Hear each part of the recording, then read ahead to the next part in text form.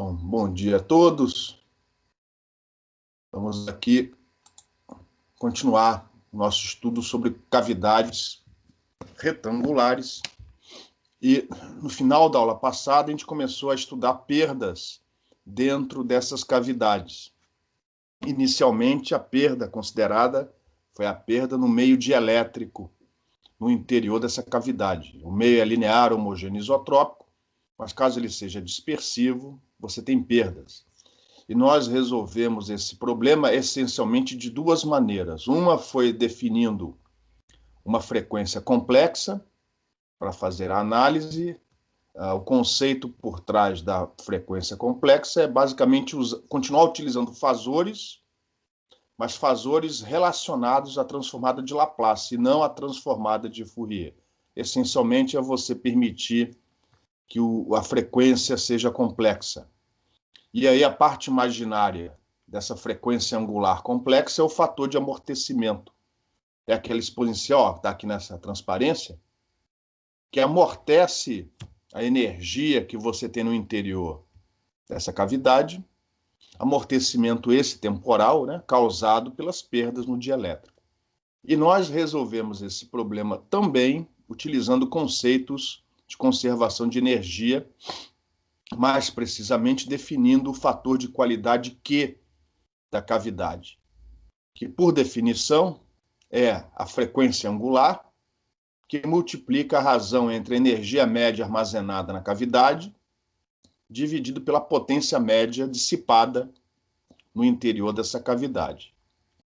E geralmente essa frequência é escolhida como sendo a frequência de ressonância, e mais precisamente a frequência de ressonância quando a cavidade não tem perdas, ou seja, a gente chama isso de frequência natural de ressonância. Como cada modo possui a sua frequência de ressonância, então é a frequência natural de ressonância daquele modo, de um determinado modo. Cada modo vai ter o seu fator de qualidade. Apesar da cavidade ser a mesma, o fator de qualidade será diferente para diferentes modos, até por causa da dependência desse fator de qualidade com a frequência. E, geralmente a frequência escolhida é a frequência de ressonância natural daquela cavidade. Utilizando, então, o conceito de conservação de energia, ou seja, a potência que é perdida dentro do sistema, corresponde ao negativo da variação temporal de energia armazenada naquele sistema.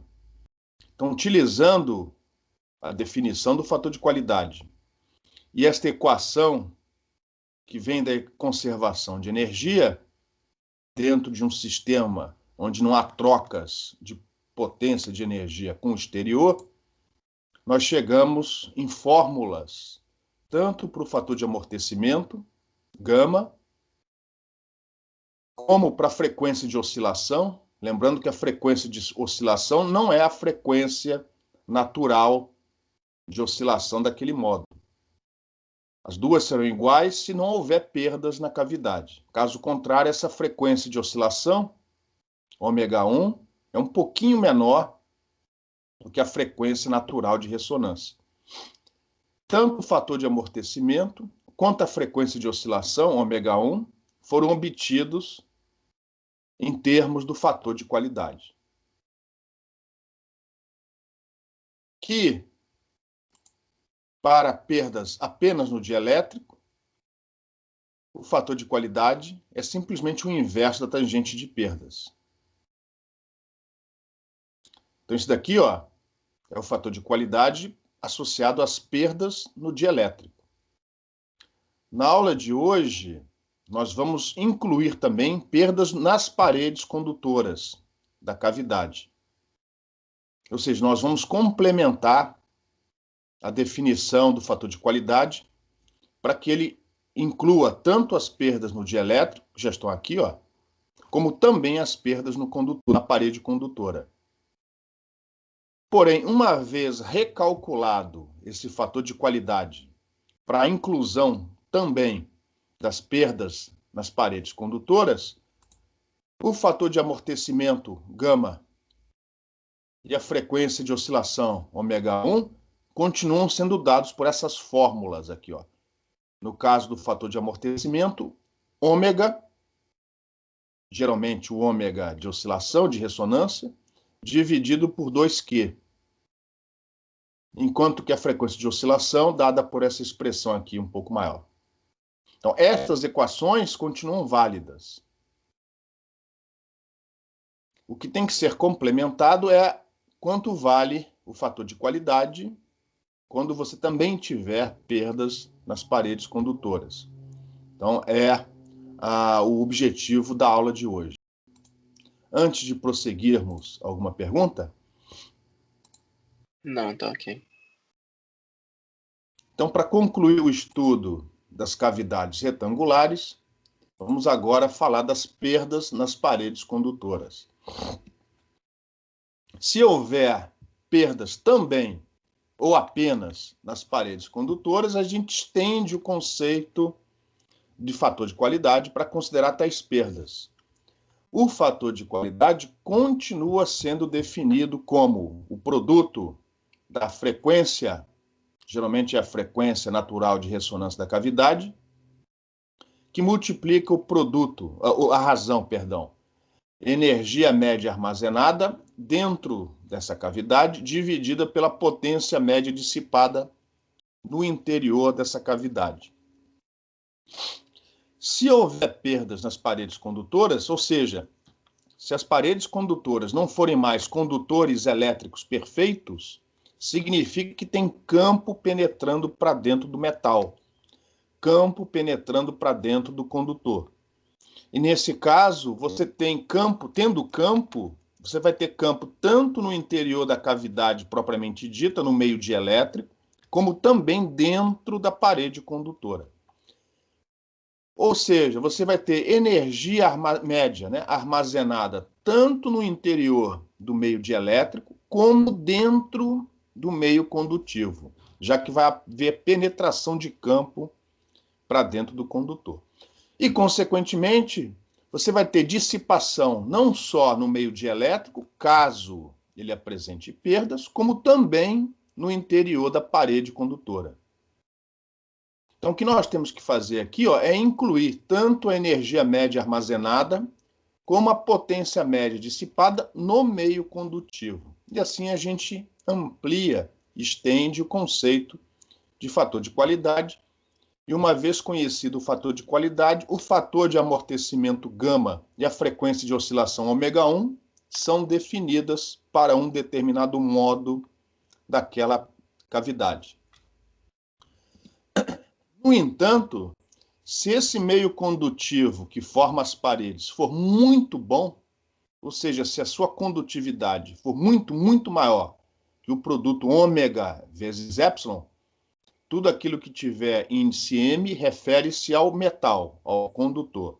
Então, esse epsilon daqui é a permissividade do meio condutivo, que, se ele for muito bom condutor, geralmente é praticamente igual ao epsilon zero do vácuo. Se o condutor for muito bom, vai ter pouco campo penetrando para dentro do condutor, de maneira que a energia média armazenada dentro do meio condutivo, comparada com a energia média armazenada no meio dielétrico, é muito menor. Então a gente vai ignorar, se o condutor for muito bom, a gente vai ignorar esse termo aqui, ó, porque praticamente não vai ter campo dentro das paredes condutoras, no interior do metal. Aí você vai falar assim, mas isso vale também para a potência. Mas acontece que se o dielétrico for perfeito, pode ser que a única perda seja exatamente a das paredes condutoras, por menor que ela seja. Por menor que seja essa perda. Então, no denominador, nós não vamos eliminar a potência dissipada nas paredes do condutor. Mas a energia média armazenada nós vamos eliminar, porque sendo o dielétrico bom ou não, vai haver energia média armazenada no interior do dielétrico, e essa energia vai ser muito maior do que aquela armazenada no interior das paredes condutoras. Então a gente vai aproximar, se as paredes forem formadas por condutores muito bons, nós vamos aproximar o fator de qualidade por isso daqui, ó. E aí nós vamos inverter essa relação.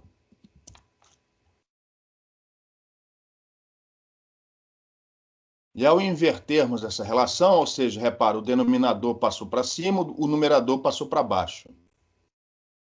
Repare que nós podemos quebrar esse termo entre parênteses em dois. E esse primeiro termo é exatamente o inverso, ó, inverso. É exatamente o inverso do fator de qualidade que a gente definiu anteriormente para as perdas no dielétrico, se houver tais perdas. Se não houver perda no dielétrico, repara, isso aqui é zero, some automaticamente. Então, este termo é o inverso do fator de qualidade que a gente calculou na aula passada para as perdas no dielétrico. E agora, como eu posso ter duas perdas, eu vou pôr esse índice aqui, ó, D. Esse QD é o fator de qualidade associado às perdas no dielétrico, que a gente viu na aula passada, é o inverso da tangente de perdas no dielétrico. Se não houver perdas no dielétrico, é porque esse termo vai para o infinito e isso daqui vai para zero. Já este outro termo vai ser o inverso, né, do fator de qualidade associado às perdas no metal, no condutor. Que índice C. Índice C para condutor, índice D para dielétrico. Se não houver perdas na parede do condutor, esse inverso aqui vai para zero. Se houver as duas perdas, você vai ter dois termos, e esta soma dos inversos vai te dar o inverso do fator de qualidade total daquela cavidade. O que está faltando nós fazermos é calcular esse termo, é calcular esse fator de qualidade associado às perdas no condutor. Uma vez conhecidos os dois fatores de qualidade, nós então podemos achar o fator de amortecimento e a frequência de oscilação. Então, relembrando, o fator de qualidade associado às perdas no dielétrico, a gente provou que independente do modo, depende apenas do inverso da tangente de perdas. Ou seja, da razão ε' por ε duas linhas. ε duas linhas é a parte imaginária do ε complexo do dielétrico. Se não houver perdas, esse termo aqui vai para zero, o fator de qualidade vai para infinito. Esse termo aqui, que é o inverso do fator de qualidade, vai para zero. E aí fica só o fator de qualidade associado às perdas no condutor. Este outro termo ainda não foi calculado, vai ser calculado daqui a pouco. E como depende do modo, a gente vai aqui calcular só para o modo fundamental. E a gente vai assumir que o modo fundamental é o TE101. Então, a gente vai mostrar aqui as contas só para o modo TE101. Mas o procedimento é o mesmo para qualquer tipo de modo. É só o resultado final que é diferente. Consequentemente, por exemplo, se a gente pegar aqui a definição do fator de amortecimento, gama, em função do fator de qualidade Q, repare que a gente pode reescrever o inverso de Q, que é dado por essa soma daqui, ó, igual a 2 gama dividido por ômega R. Significa que a gente pode definir dois fatores de amortecimento. Um associado às perdas no dielétrico, outro associado às perdas no condutor.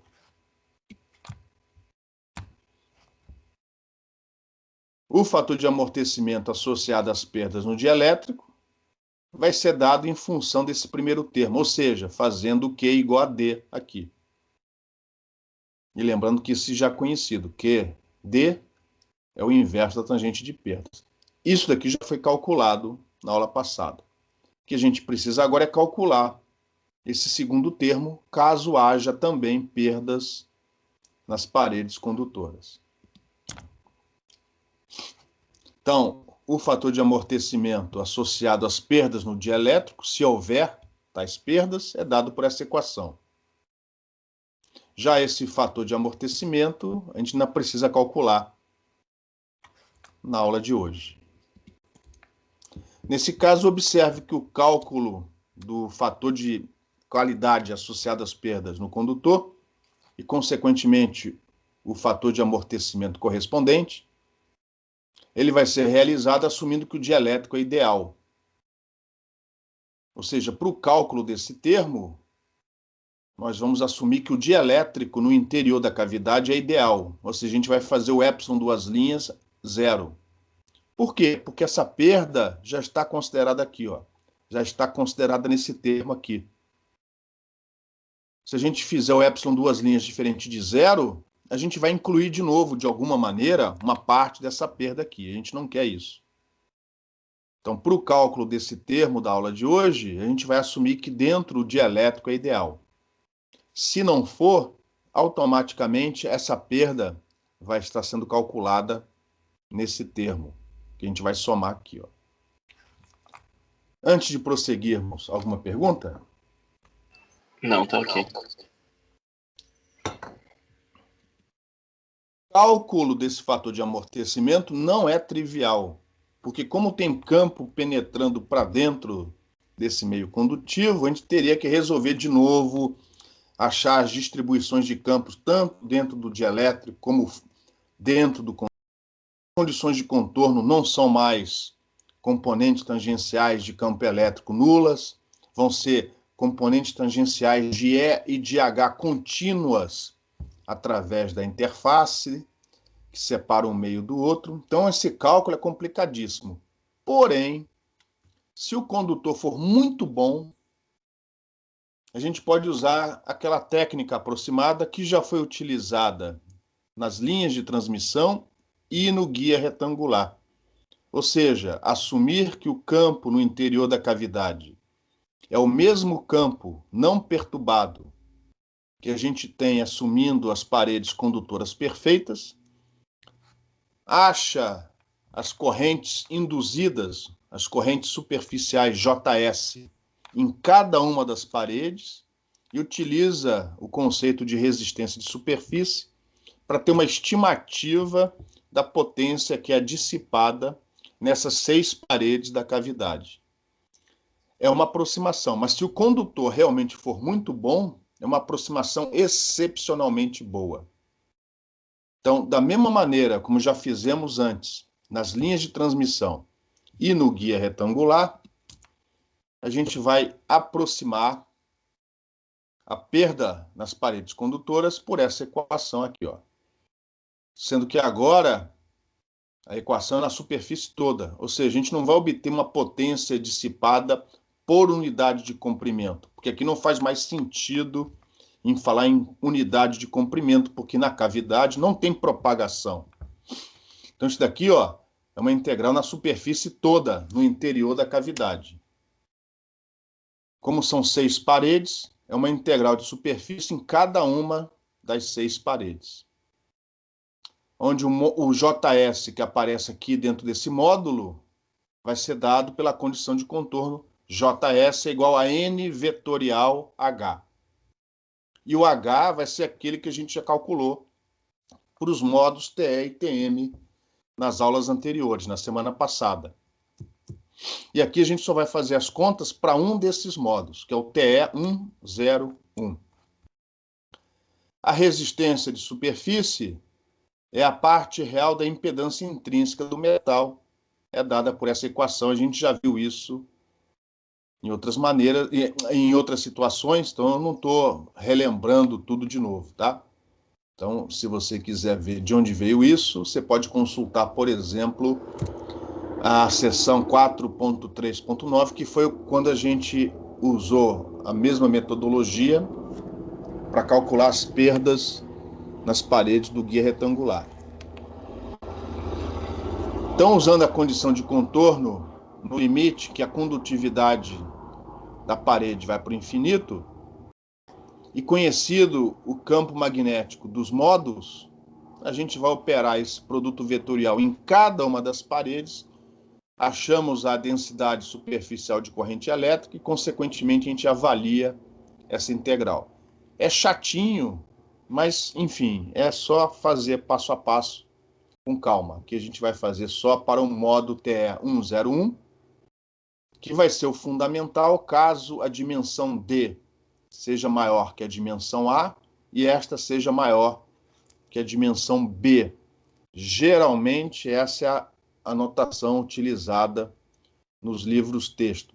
Se por acaso não for, aí você vai ter que adaptar a formulação para outros modos. Então, aqui está o campo magnético a menos de uma amplitude, aqui está o campo magnético no interior da cavidade, calculado assumindo paredes condutoras elétricas perfeitas, para esse modo TE 101. Esse campo magnético tem componente na direção X e também componente na direção Z. Já que é um modo TE, ele apresenta componente de campo magnético na direção Z. Por causa do KY igual a zero, repare que o modo é TE 101, então KY é igual a zero. Então observe que não tem variação com a coordenada Y. O campo só varia com a coordenada X, nesse caso o Kx é π sobre A, e só varia também com a coordenada Z. Só varia não, varia também com a coordenada Z. Nesse caso o Kz é π sobre D, já que o M e o P são iguais a 1. E aí, com muita paciência, a gente vai para cada uma das 6 paredes, lembrando que a normal aponta sempre para dentro do guia, é o campo do guia, da cavidade. É o campo dentro da cavidade. Então a primeira parede vai ser essa aqui, ó, está escondida em x igual a zero. Repare, em x igual a zero, a normal aponta na direção x, para dentro da cavidade. Então você vai ter x vetorial x, zero. Então o primeiro termo não vai ter contribuição naquela parede. O próximo é x vetorial z. X vetorial z dá na direção menos y. Aonde a parede é aquela onde x é igual a zero. Consequentemente, se x é igual a zero, este cosseno aqui é igual a 1. Então, nesta parede, a densidade superficial de corrente elétrica é dada por essa expressão. Ela varia com z. Ou seja, ela varia ao longo dessa direção aqui, ó. Para essa parede, alguma dúvida? Não. Aí a gente vai aproveitar, vamos fazer também para a parede em x igual a A, que é desse lado. Em x igual a A, a normal muda de sentido. Como aponta para dentro da cavidade, agora a normal vai estar na direção menos x. E, consequentemente, o produto vetorial não vai dar menos y, vai dar mais y. Mais y. Mas, em compensação, ó, neste cosseno, quando x for igual a A, vai dar cosseno de π, que é igual a menos 1. Então, você tem duas mudanças de sinal, no final não tem mudança nenhuma.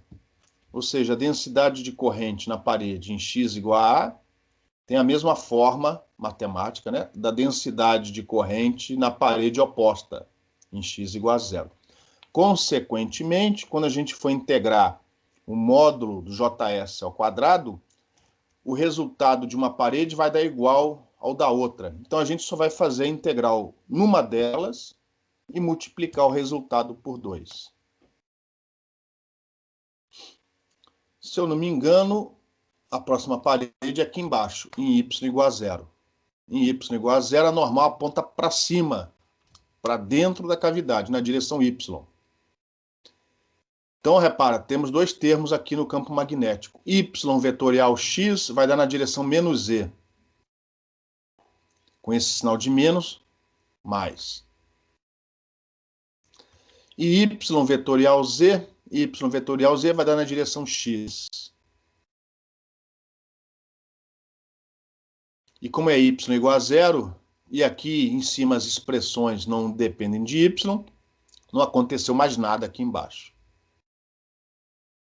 Então, infelizmente, para a parede em y igual a zero, a nossa corrente vai ter duas componentes, uma em x, outra em z.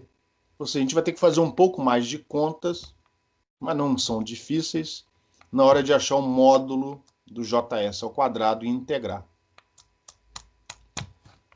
Na parede de cima, em y igual a b, ocorre exatamente a mesma coisa, exceto que a normal agora aponta para baixo. Por isso a expressão vai ser idêntica ou parecida com a de cima, menos do sinal. Só que dentro do integrando vai o módulo do js ao quadrado. Então, o sinal não vai afetar o integrando. Então, mais uma vez, basta fazer a conta numa das paredes e multiplicar o resultado por 2. O resultado da integral para a parede em y igual a zero vai dar o mesmo da parede em y igual a b. Então, a gente só vai precisar fazer essa integral uma vez e multiplicar o resultado por 2. E, finalmente, na parede em z igual a zero, que é essa aqui de trás, que está escondida. A normal é na direção z, z vetorial x dá na direção y, e z vetorial z dá zero. Então, a corrente só tem componente na direção y. E como a parede está em z igual a zero, ó, este cosseno vai dar 1. Por isso ficou apenas essa expressão aqui. E o resultado se repete na parede em z igual a d. Ou seja, nessa parede também, nessas duas paredes, o integrando é o mesmo, módulo de js ao quadrado. Então a gente só vai precisar fazer a integral, resolver a integral numa delas e multiplicar o resultado por 2. Então, no final das contas, só vamos ter 3 integrais para serem avaliadas. O resultado é somado e multiplicado por 2.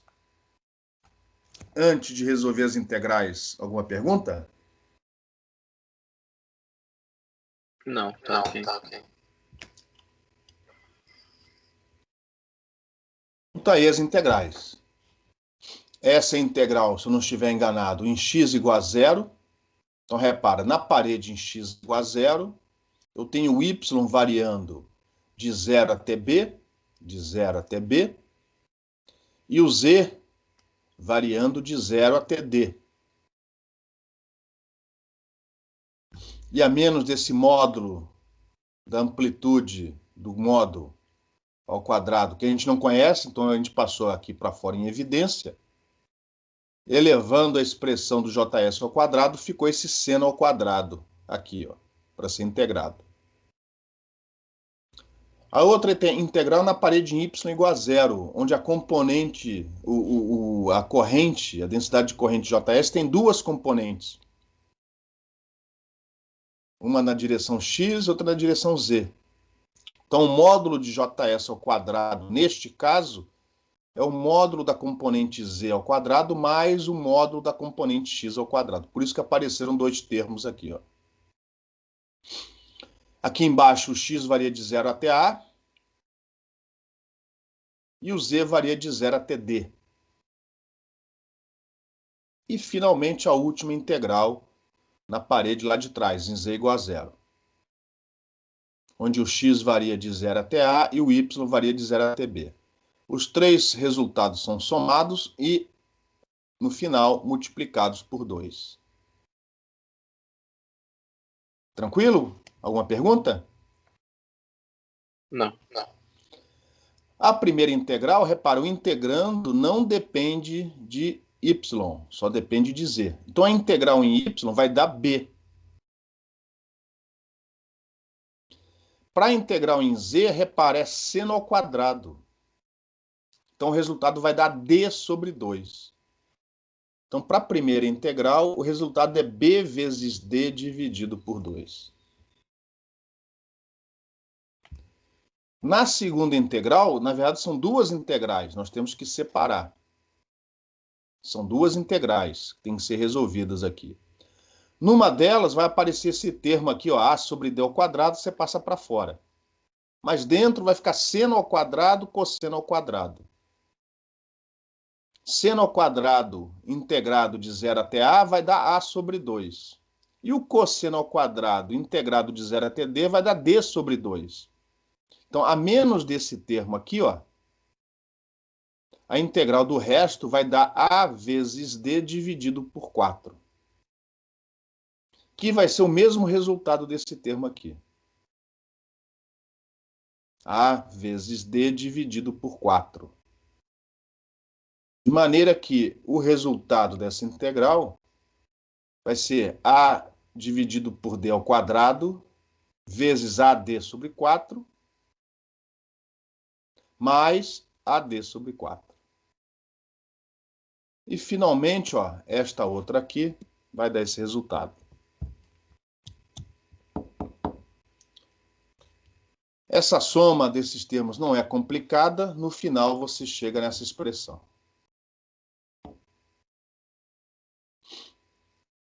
Aliás, ainda dá para reduzir mais, né? Eu só não reduzi mais para indicar, ó, este cara veio daqui, multiplicado por 2.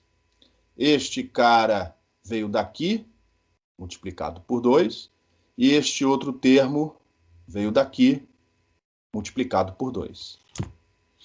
Aí, na próxima transparência, essa equação vai ser reduzida. Ainda dá para reduzir mais manipulando essa soma aqui. Então, parte do fator de qualidade associado às perdas no condutor já está calculada.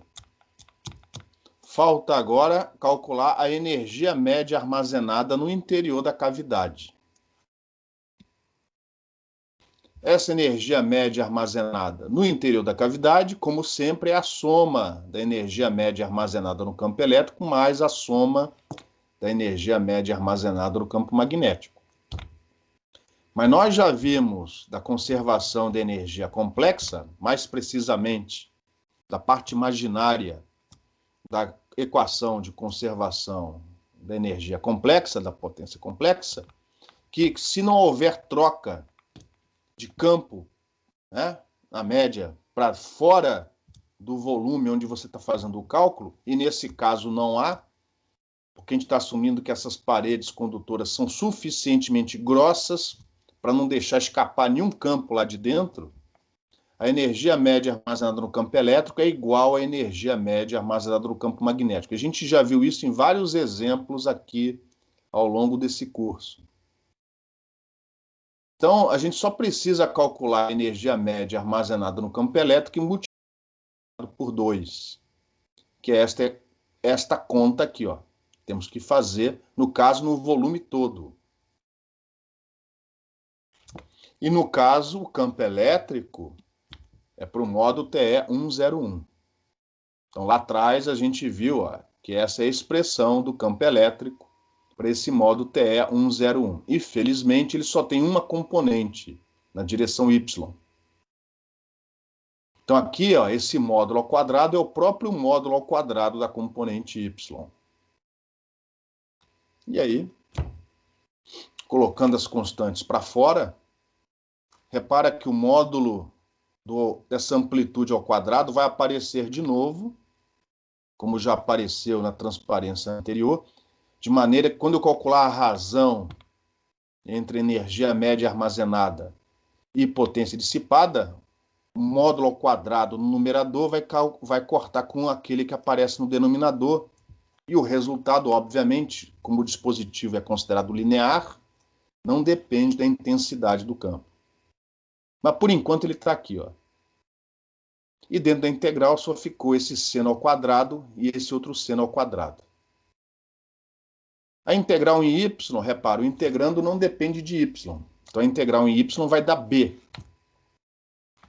A integral em x, por causa desse seno ao quadrado, vai dar a sobre 2. E a integral em z, por causa desse seno ao quadrado, vai dar d sobre 2. Então, o resultado dessa integral é simples. A vezes b vezes d, dividido por 4. E, finalmente, pegando esta expressão, colocando aqui em cima, no numerador, e pegando a expressão da página anterior, colocando aqui embaixo no denominador, multiplicando pela frequência natural do modo TE 101 na cavidade, que é dada em função desta equação aqui, ó. Essa equação é K ao quadrado é igual a Kx ao quadrado mais Kz ao quadrado. Lembrando que o Ky é zero para esse modo. E os cálculos são feitos assumindo que o dielétrico não tem perdas. As perdas no dielétrico são colocadas no fator de qualidade associado às perdas no dielétrico, o QD. Aqui o dielétrico é ideal. E aí você tem essa fórmula que, enfim, o procedimento foi chato, mas no final a fórmula não é tão complicada assim.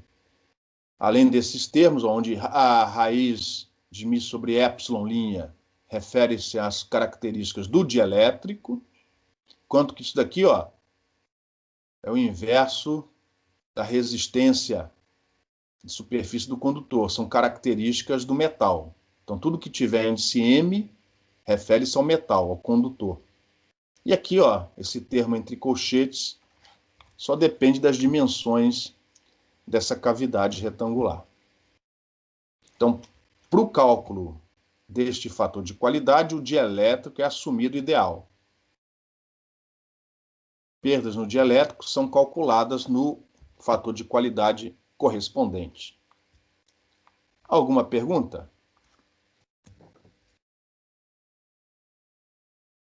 Não, tá ok. Então, para fixar, eu não sei se vai ter mais alguma equação ou se temos o último exemplo. Então, é o último exemplo aqui da parte de cavidades. Nós vamos assumir uma cavidade cúbica, onde o A, o B e o D têm todos a mesma dimensão, 3 centímetros. Cuidado com as unidades. Geralmente os cálculos são feitos em metros. Não vamos colocar perdas no interior. O interior vai ser preenchido pelo vácuo. Então só temos perdas no condutor. E as paredes são feitas de cobre. Então, para o cobre, que é um excelente condutor em radiofrequência, a permeabilidade é a própria permeabilidade do vácuo, μ0, enquanto que a condutividade é de 58 megasiemens por metro. Determine a frequência de ressonância, o fator de qualidade, a faixa de operação e o fator de amortecimento para o modo TE 101. Todos esses cálculos nós já fizemos na aula passada, mas assumindo apenas perdas no dielétrico, ou seja, o fator de qualidade era o próprio QD. Aqui a gente vai repetir os mesmos cálculos essencialmente, as dimensões são outras. Só que aqui a gente vai usar o fator de qualidade associado às perdas no condutor, porque segundo o enunciado, são as únicas perdas que temos aqui. Se por acaso tivéssemos também perdas no dielétrico, a gente teria que achar o fator de qualidade total, cujo inverso é a soma dos inversos dos fatores de qualidade do dielétrico e do metal. Aqui só vai ter perda no metal. Então a gente começa calculando a frequência natural de ressonância, que é aquela calculada assumindo que não tem perda nenhuma nessa cavidade, ou seja, que as paredes são formadas por condutores perfeitos. Para o modo TE 101, nós não temos KY. É só Kx ao quadrado mais Kz ao quadrado no interior dessa raiz quadrada. Como as dimensões A e D são as mesmas, Kx ao quadrado é igual a Kz ao quadrado. Por isso que eu tenho aqui, ó, multiplicado por 2. E no caso é π, o M ou P, no caso o M e o P são unitários, aqui aparece 1, dividido por A, tudo isso ao quadrado. No caso aqui o A e o D são iguais a 3 centímetros. Então, ó, repare que eu passei para metros. Cuidado para não errar bobagem. O interior é vácuo. Então, aqui eu vou usar μ0 ε0. E 1 sobre raiz de μ0 ε0 é aproximadamente a velocidade da luz no vácuo. Aproximadamente não, é igual à velocidade da luz no vácuo, aproximadamente igual a 3 vezes 10 a 8 metros por segundo. Fazendo as contas, a frequência de ressonância, lembrando que ômega é 2π vezes f, deu 7,071 GHz. Nesse item 1, alguma pergunta? Não. Conhecidas as dimensões da cavidade, todos são iguais, A vezes B, A, B e D são iguais, inclusive C e D iguais, isso aqui dá para... Não sei se eu vou fazer isso daqui a pouco, antes de fazer essas contas, né? Como eles são iguais, você faz literal que economiza tempo e evita erros bobos. Esses termos são conhecidos porque foi dado que a parede é feita de cobre. Isso daqui, ó, é a impedância intrínseca do meio dielétrico, no caso o vácuo. Para o vácuo, a impedância intrínseca é o eta0, se você quiser arredondar, aproximadamente igual a 120 π ohms. Inclusive, você está fazendo a matéria de propagação, você já viu essa aproximação em propagação de ondas de rádio. Essa aproximação é muito utilizada pelo pessoal de propagação, para propagação numa atmosfera, quando ela puder ser considerada homogênea. Essa aqui é a profundidade de penetração para o cobre, que é dada por essa expressão. Aqui tem que fazer um pouco mais de contas. Depende da frequência, por isso que a gente calculou a frequência primeiro no item I. Fazendo essas contas direitinho, nós chegamos nessa profundidade de penetração para o cobre, nesta frequência, 7 GHz. Repara como é pequeno. Da ordem de micrometros. Ou seja, o cobre é um excepcional condutor. Ele não é muito bom, ele é excepcional. Como foi prometido, nesta situação onde o A, o B e o D são iguais, isso daqui simplifica-se, não precisa nem deles. Isso aqui, depois você pode confirmar, vai dar raiz de 2 sobre 3, independente da dimensão, que no caso são 3 centímetros, mas independente vai dar raiz de 2 sobre 3. Esse resultado não é para 3 centímetros, é este resultado toda vez que o A, o B e o D forem iguais, para qualquer valor de A. E aí, finalmente, as contas que faltam são simples, nós chegamos num fator de qualidade bastante alto para a cavidade, 12.724,37. Eu estou colocando aqui várias unidades, vários algarismos significativos, melhor dizendo, justamente para você em casa repetir esses cálculos com toda a precisão para treinar. E este é o fator de qualidade da cavidade, porque não tem perdas no dielétrico. Então agora a gente pode calcular, por exemplo, a faixa de operação para esse modo. Isso foi definido na aula passada, em função do fator de qualidade. O conceito independe se a perda é no dielétrico, ou no condutor, ou nos dois. Então, no caso, em Hertz, é a própria frequência natural de ressonância dividido pelo fator de qualidade. E aí deu 5,56 vezes 10 a 5 Hertz, ou seja, 0,5557 MHz. O fator de amortecimento, π vezes a frequência em Hertz, dividido pelo fator de qualidade. Então, repara, deu 1,7 vezes 10 a sexta Nepers por segundo. Repare que isso daqui entra naquela exponencial E elevado a menos γt, E elevado a menos γt, que é o amortecimento da oscilação temporal do modo dentro da cavidade. Se isso daqui é da ordem de meganeppers por segundo, significa que o campo vai a zero mais ou menos da ordem de 10 elevado a menos 6 segundos. Ou seja, mesmo não tendo perda nenhuma no dielétrico e mesmo as paredes da cavidade sendo feitas de um excelente condutor, repare, por menor que seja a perda nas paredes condutoras, você jogou um campo lá dentro, praticamente instantaneamente, quase instantaneamente, o campo desaparece.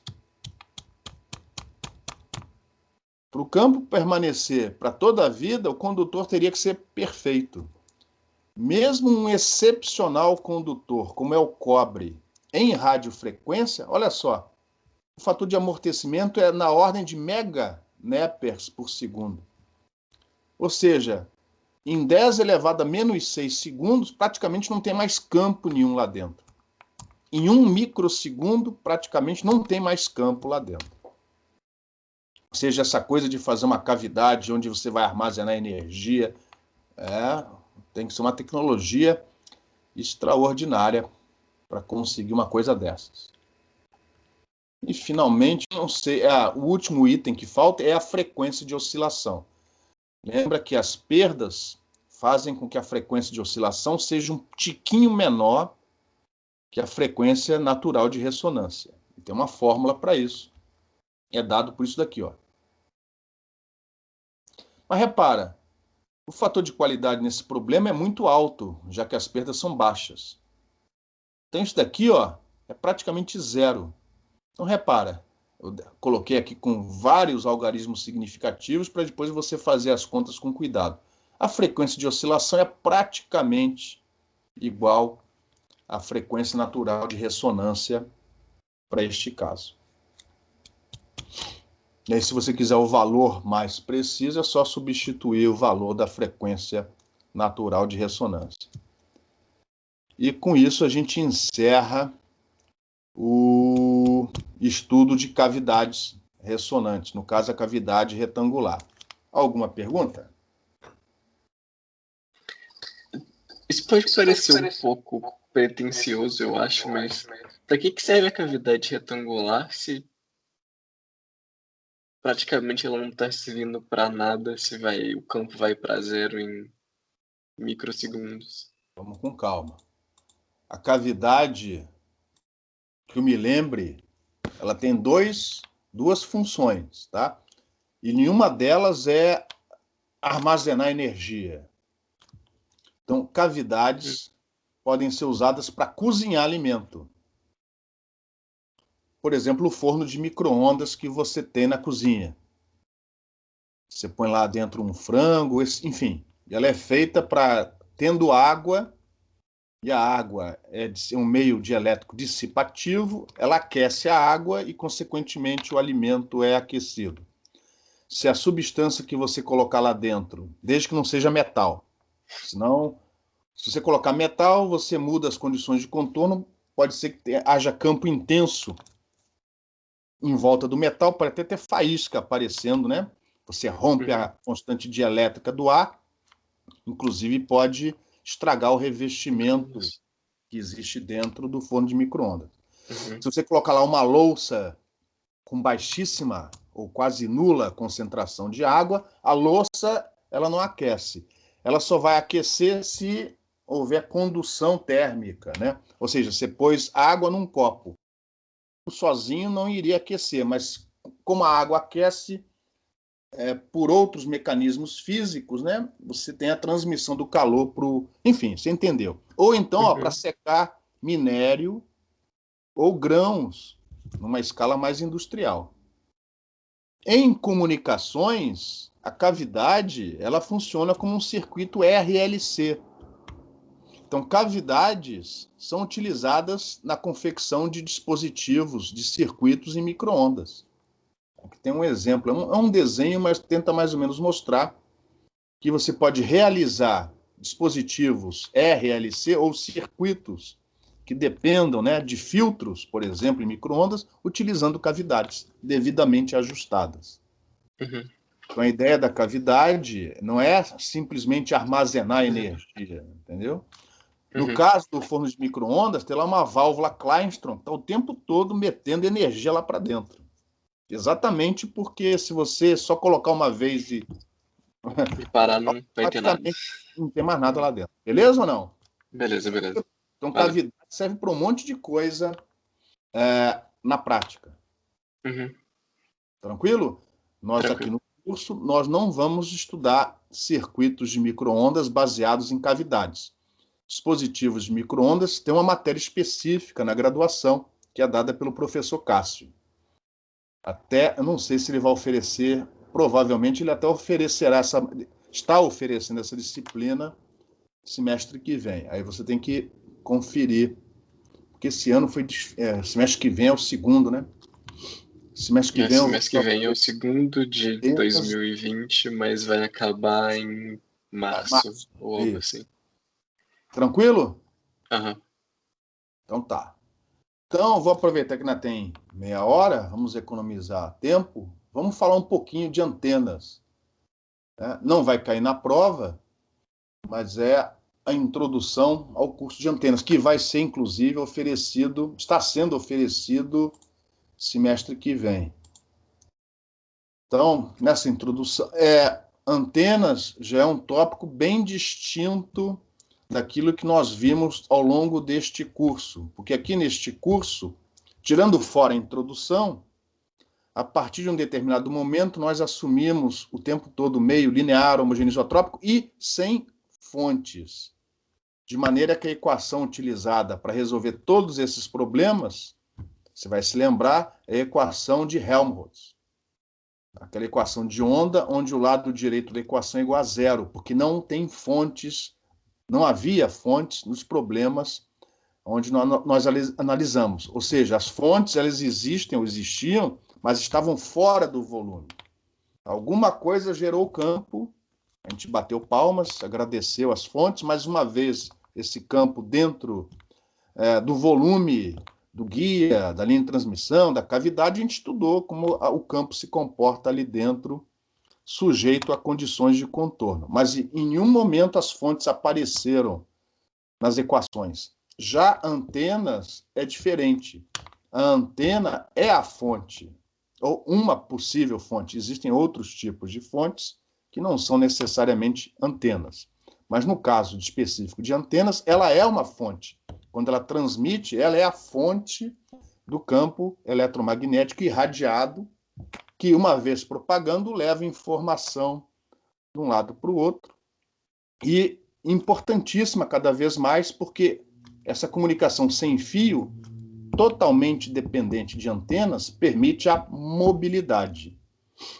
Senão você teria que andar com o seu telefone celular o tempo todo ligado num cabo óptico, por exemplo. Isso impede a mobilidade. Então, as antenas são importantíssimas. Além disso, a teoria é importante também quando você pensa em compatibilidade eletromagnética. Por exemplo, você não quer que o campo escape ou entre para dentro de uma região, precisa projetar uma gaiola de Faraday. Como é que você sabe como o campo penetra ou sai de uma região se você não entende da teoria de radiação? Então, mesmo em compatibilidade eletromagnética, a teoria de antenas, a teoria de radiação, ela é fundamental. E para isso você precisa incluir as fontes na hora de resolver o problema, nas equações. Tá? Então, antes de pensar em eletromagnetismo, vamos fazer aqui uma introdução. Falar um pouquinho sobre tipos de antenas, algumas pouquíssimas aplicações, antes de entrar propriamente na teoria eletromagnética necessária para fazer essa análise. A gente vai ver que com essa transparência, a gente dá praticamente 70% do curso de antenas. A teoria é única, relativamente simples e serve para qualquer geometria. O que se faz basicamente no curso de antenas é, uma vez apresentada a teoria, ficar analisando geometrias diferentes com a mesma formulação. Aí a gente vai exemplificar, se eu não estiver enganado, provavelmente na próxima aula, por uma antena pequititinha que a gente chama de dipolo infinitesimal.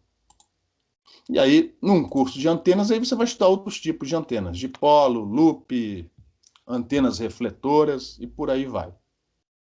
Então, deixa eu começar aqui a apresentação.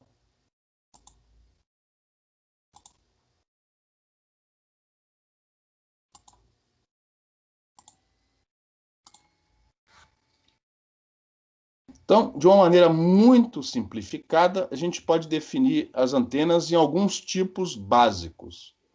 E mesmo assim é temerário fazer isso, porque tem tanta geometria diferente, mas essencialmente você vai ter antenas filamentares, ou seja, elas são formadas por tubos que tão fininhos eles são comparados com o comprimento de onda, que na análise a gente assume que são fios metálicos que conduzem corrente. Essa corrente é a fonte que gera o campo radiado pela antena.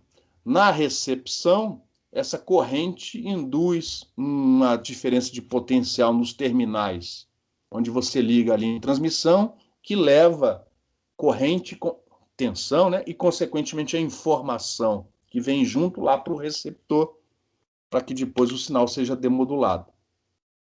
Essas antenas que eu estou classificando aqui como filamentares são simples, custos menores, consequentemente elas são muito utilizadas, tá? Mas elas não são tão eficientes quanto outras antenas mais caras, mais sofisticadas. Então, exemplo típico é um monopolo. Antigamente aparecia mais, né? Mas hoje em dia você vê monopolos, por exemplo, sobre carros, né? Antena para receber sinal de rádio FM, por exemplo. Você coloca na superfície, ou em cima de um carro.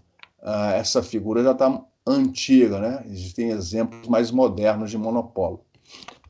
Uma antena bastante utilizada em comunicações é o que a gente chama de antena iaguiúda. Parece essa espinha de peixe aqui, ó. É uma gôndola cheia de dipolinhos paralelos uns aos outros. É uma maneira relativamente simples de você ter uma antena mais diretiva.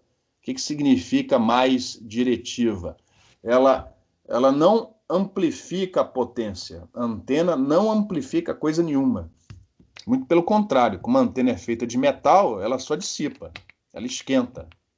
Mas o que a diretividade significa o seguinte: aquela potência que é radiada, que não é amplificada, é a potência que vai ser irradiada e seria de qualquer jeito,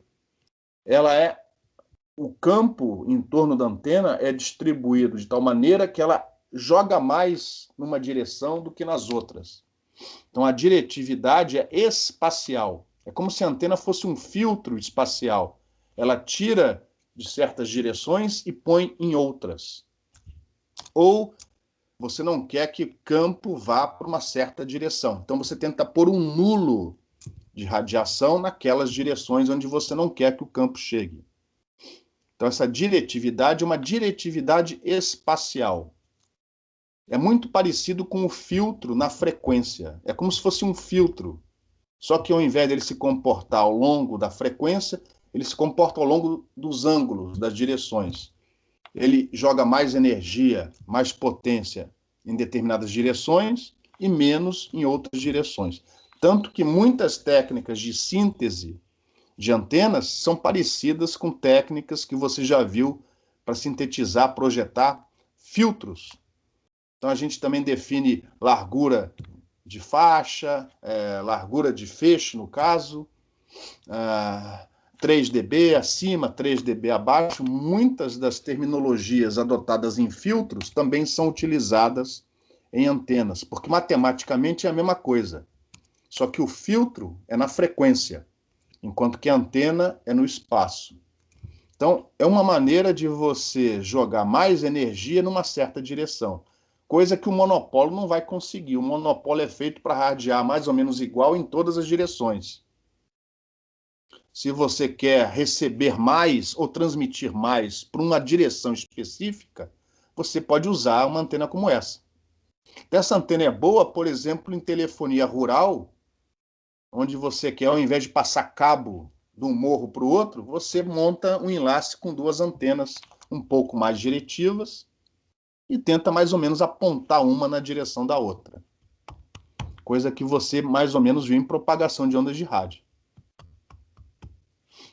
Então esse é um tipo de antena que a gente estuda em antenas e, no caso, até a gente faz com que os alunos projetem até o final do curso uma antena IAG-UDA. Se fosse presencial, até com a montagem da antena. A antena IAG, tem uma boa diretividade, mas ela não tem largura de banda, ela é faixa estreita. Então existe um outro tipo de antena que parece com a antena IAG, mas é totalmente diferente. Essas sim são aquelas que você vê no topo de casas para receber sinal de TV, chamada antena log periódica.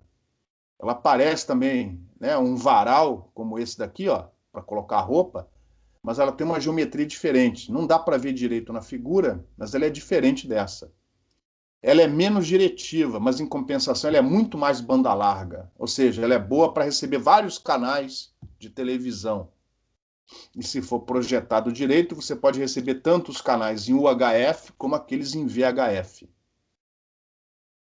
Então essas são as antenas log periódicas. A gente também estuda, pelo menos um pouquinho, no curso de antenas. Aí a frequência vai aumentando, o comprimento de onda vai diminuindo e você já pode construir antenas que são espelhos ou baseados na teoria óptica. E para a coisa funcionar como sendo um espelho, tem que ser grande comparado ao comprimento de onda. Em frequências baixas, onde o comprimento de onda é da ordem de dezenas de metros, essas antenas são impraticáveis. Mas em micro-ondas, ou acima das micro-ondas, quando o comprimento de onda é da ordem de centímetros, milímetros, essas antenas já são economicamente viáveis. São as antenas de abertura, exemplo clássico, as antenas refletoras. Então, se você olhar, você vai encontrar muitas dessas antenas nas nossas torres de comunicação, mesmo nas torres de comunicação móvel. São aqueles tambores. Essa antena, só que eles põem uma proteção metálica em volta e cobre com uma camada de plástico, né? Uma membrana de plástico, justamente para não deixar passarinho entrar dentro para fazer ninho. Parece um tambor, mas na verdade lá no fundo você tem uma antena refletora como essa daqui, ó. E você tem antenas, inclusive, maiores, não só para comunicação via satélite, com altas taxas de transmissão, telefonia, sinal de TV, como também para investigar aplicações científicas, radiotelescópio, comunicações com sondas muito distantes da Terra e por aí vai. E as cornetinhas. As cornetinhas é como se fosse um guia de onda, só que aqui não é retangular, ó, é circular. As entradas, as portas são retangulares, olha lá, aplicação de guia de onda. As portas são retangulares, mas aqui dentro há uma transformação de geometria, de maneira que aqui sai circular, porque geralmente essas cornetinhas são usadas, ó, aqui tem uma cornetinha, são usadas para iluminar um refletor. Por isso precisa de um diagrama de radiação no formato mais circular, para iluminar o refletor de maneira mais uniforme. Ó, aqui tem outra, aqui não é uma cornetinha, é uma cornetona. Aqui são dois refletores. O campo radiado pela corneta bate nesse espelho, esse espelho joga de volta para o espelhão, e o espelhão joga lá para cima. E você pode ter as antenas operando em conjunto, ou seja, mais de uma antena operando em conjunto. Aí tem um monte de exemplos. Aqui é um guia, ó, um guia de onda retangular, ele de novo aqui. Um guia de onda retangular, só que ele tem essas ranhuras, esses furos aqui, ó. O campo vai escapando pelos furos e isso irradia. É um de antena onde você tem vários elementos irradiadores. A gente chama isso de conjunto.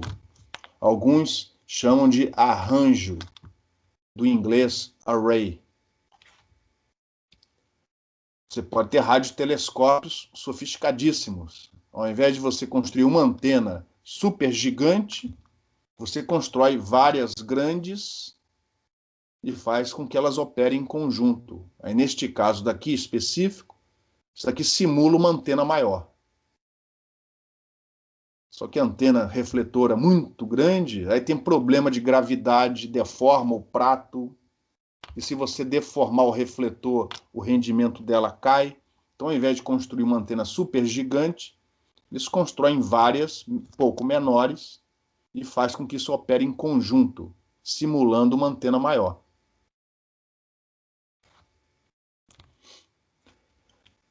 Acontece também muita utilização de conjuntos em radiodifusão. Então, por exemplo, isso aqui é um conjunto de dipolos dobrados que eles servem para radiodifusão de estação de rádio FM. Então, ao invés de um dipolo, você usa vários. Aí, nesse caso, a vantagem é que isso a gente vai ver, isso é visto no curso de antenas, você consegue fazer com que o feixe, o diagrama de radiação, desça, sem ter que inclinar a antena numa torre. E essa figura é interessante porque mostra essa antena sendo medida dentro de uma câmara anecoica. Isso aqui é uma câmara anecoica, onde as paredes são cobertas por essa espuma especial, com um formato especial, que tenta absorver a radiação que vai na parede. Isso aqui é para simular espaço livre. Você viu em propagação o modelo do espaço livre? Então, isso aqui tenta simular o espaço livre para você medir as características da antena. Aqui tem uma antena receptora, lá não dá para ver aqui. Então, você mede as características de radiação da antena tentando simular um espaço livre, para que não chegue na outra antena multipercurso. Tá vendo? Você só vai ter a componente direta chegando na outra antena, e com isso você consegue fazer uma caracterização mais eficiente dessa antena e ver se ela passou nas especificações, se ela pode ser comercializada. Outro exemplo típico em telefonia. Eu mostrei anteriormente a antena IAG. Em geral, quanto mais comprida for a antena IAG, mais diretiva ela é. Se ela for mais diretiva, significa que o enlace pode ser mais comprido. Você viu em propagação. Fórmula de Friis, a razão entre as potências depende da diretividade das antenas. Quanto maior for a diretividade das antenas, maior pode ser o comprimento do enlace. Então, se o enlace for muito comprido, é interessante você ter antenas com diretividades maiores. Mas essas antenas, para elas terem diretividade maior, elas têm que ser mais compridas. O que você acha que vai acontecer se essa antena for muito comprida? Por exemplo, o dobro do tamanho que está aqui. O que você acha que vai acontecer?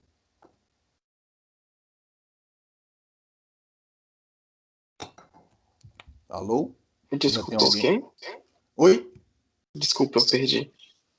Se essa antena aqui for muito comprida, o que você acha que vai acontecer? Vai entortar.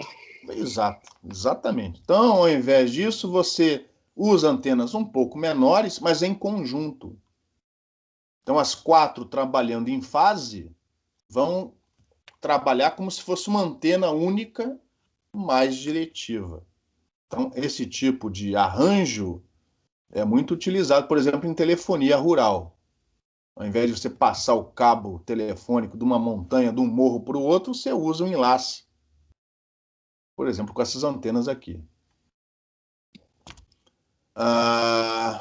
Em radiotelescópio, é comum, é cada vez mais comum, ao invés de usar uma antena extraordinária, uma antena refletora extraordinariamente grande, daquelas que apareciam em filme de 007 na década de 70, aquelas antenas colossais, você usa um conjunto de antenas refletoras menores. Isso aqui é um radiotelescópio lá na Califórnia, se não me engano é Califórnia, ou se não for na Califórnia, é perto da Califórnia, já devia estar pronto, mas por falta de grana, em 2017 já havia 42 elementos em funcionamento. Inicialmente estavam prevendo 350. Mas aí, por causa da crise econômica de 2008, o financiamento foi cortado. Esse Allen aqui, é aquele cara que, junto com Bill Gates, fundou a Microsoft. Ele chegou a financiar, pelo menos no início, o projeto. Você pode usar conjuntos de antenas para fazer um olho em RF. Por exemplo, você tem um satélite meteorológico. Você quer enxergar, por exemplo, o que está acontecendo no interior de uma tempestade. Você quer filmar ou tirar várias fotos, por exemplo, mostrando as ondas, como elas se propagam no mar. Porque, tirando várias fotos, você tem uma estimativa da velocidade com que aquela onda está se propagando e, consequentemente, a velocidade do vento e por aí vai. Mas por que nessa situação você não pode tirar foto ótico, usar uma máquina fotográfica e bater uma foto lá do satélite? Quando você tem tempestades.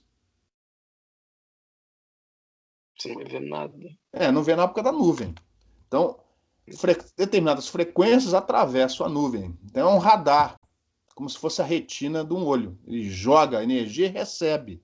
E aí, com isso, ele consegue, depois de processar digitalmente, né, a informação, transformar aquilo em foto. Então, isso aqui, ó, um exemplo, e também para aplicações militares, né? Então, esse aqui é um exemplo, ó, eu acho que é um aeroporto lá nos Estados Unidos. Isso daqui é uma foto, entre aspas, utilizando um olho, não necessariamente esse satélite, mas usando um olho de AIF em 15 GHz e uma foto propriamente dita com uma máquina fotográfica na mesma região. Você não tem as cores, mas repara, você tem uma boa definição, utilizando conjuntos de elementos, de antenas. Existem também as antenas impressas. Essa a gente não estuda no curso de antenas. Mas tem uma infinidade de possibilidades. Usando a mesma técnica usada para imprimir trilhas, né, de circuito, você pode imprimir essas anteninhas e depois cobrir o conjunto todo com plástico. Você pendura isso no teto com o mesmo formato das lâmpadas, a pessoa nem sabe que ali tem uma antena te investigando. Aplicações são inúmeras, então aqui vou falar só de algumas poucas, mais comuns, se bem que essa daqui é cada vez menos comum, né? Ninguém mais escuta, quase ninguém mais escuta rádio AM. Então, rádio AM é um serviço de comunicação bastante antigo, tem quase 100 anos, então já foi especificado para ocupar essa faixa, 0,55 a 1,6 MHz, e isso é mais ou menos padronizado no mundo todo. Então, repara, a frequência, apesar de ser megahertz, é uma frequência relativamente baixa. Se você fizer as contas e assumir radiação no vácuo, o comprimento de onda em 1 megahertz é da ordem de 300 metros. A gente está falando de uma frequência onde o comprimento de onda é da ordem de 300 metros. E uma antena, para ser eficiente, ela tem que ser da ordem do comprimento de onda. Então, nesse caso, são usados monopolos de lambda sobre 4. Só que monopolo de lambda sobre 4 nessa frequência, a gente está falando de antenas, de torres, da ordem de 80 a 100 metros. Então, essas torres que eventualmente você vê no alto de uma montanha, na verdade é uma antena AM, de rádio, não de recepção, óbvio, né? Isso aqui não vai no seu rádio. Mas isso daqui é uma antena, a torre é a antena, é um monopolo colocado em cima da superfície, devidamente isolado do solo.